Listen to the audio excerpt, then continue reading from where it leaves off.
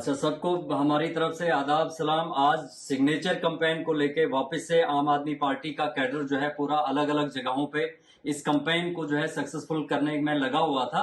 बहुत ही एक अच्छी बात सामने निकल के आई कि जब हम एक शख्स से मिले आज, उन्होंने एक बात की, मैं चाहूंगा जरूर आप तक भी वो पहुंचाना।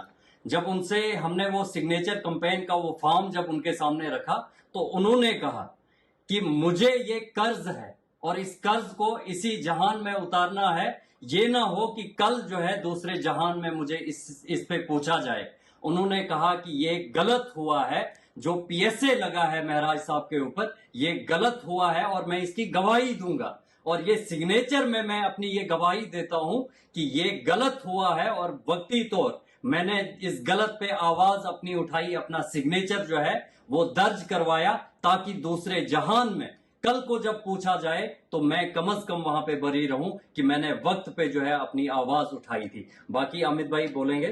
नमस्कार साथियों, जैसा कि आप सब जानते हैं कि महराज मलिक साहब ने कुछ मैसेज दिए थे जम्मू कश्मीर की जनता के लिए, नगरोटा और बडगाम की जनता के लिए, और सबसे जरूरी मैसेज आम आदमी पार्टी और महराज मलिक साहब के चाहने वालों के लिए। महराज मलिक साहब ने यह कहा है कि जो भी मेरे चाहने वाले हैं, जिनको भी लगता है कि महराज मलिक साहब जम्मू कश्मीर की आवाज उठाते थे, तो वो नगरोटा और बडगाम में आम आदमी पार्टी के कैंडिडेट महराज मलिक साहब के कैंडिडेटों को सपोर्ट कीजिए। उनके महराज मलिक साहब के चाहने वाले जो हैं वो बडगाम और नगरोटा में आकर बढ़ चढ़कर सपोर्ट कीजिए।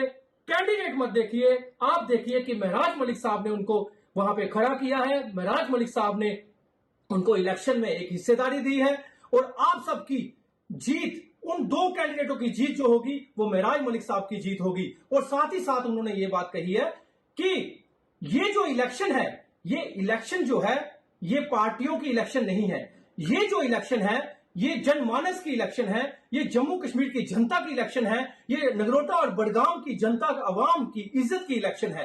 क्योंकि ये जो इलेक्शन है, ये इलेक्शन ना तो आपका वोट किसी पार्टी को गिरा सकता है, ना ये किसी पार्टी को बढ़ा सकता है, और ना ही ये सरकार बना सकता है, और ना ही सरकार उजाड़ सकता है। लेकिन आपका वोट दो महराज मलिक और असेंबली में भेज सकता है। अगर आपने एनसी को वोट दिया बडगाम में, तो यकीन मानिए आपका वोट खराब होगा। क्यों खराब होगा? जबकि वो 43 एमएलए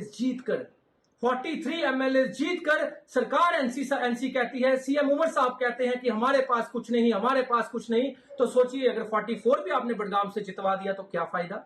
इसलिए आम आदमी पार्टी के कैंडिडेट और महराज मलिक साहब के कैंडिडेट को वोट दीजिए। और दूसरा, अगर नगरोटा में अगर आपने जम्मू से जैसे बीजेपी के 28 एमएलए जिताकर भेजे, अगर आपने 29वां एमएलए भी बीजेपी का जिताकर भेज दिया या एनसी का जिताकर भेज दिया, तो बताइए, जब एनसी कुछ नहीं कर पा रही और 28 बीजेपी के एमएलए कुछ नहीं कर पा रहे, तो मुझे बता दीजिए आपका वोट खराब होगा। इसलिए महराज मलिक साहब ने कहा है ये पार्टियों की इलेक्शन नहीं है, ये इलेक्शन जो है ये जम्मू कश्मीर से और नगरोटा और बडगाम से दो कैंडिडेट, दो महराज मलिक और असेंबली में जा सकते हैं, और आपकी आवाज, आपके यूथ की आवाज, आपकी नौकरियों की आवाज, आपके बेरोजगारी की आवाज, हॉस्पिटल की आवाज, आपके कोई भी मुद्दे होंगे जो आपकी बेरोजगारी की आवाज, आपके हॉस्पिटलों की आवाज, वो सिर्फ और सिर्फ महराज मलिक साहब ही उठा सकते हैं। इसलिए आप मौका दीजिए। महराज मलिक साहब के जितने भी चाहने वाले हैं, बडगाम और नगरोटा की टीम की सहायता कीजिए, हेल्प कीजिए,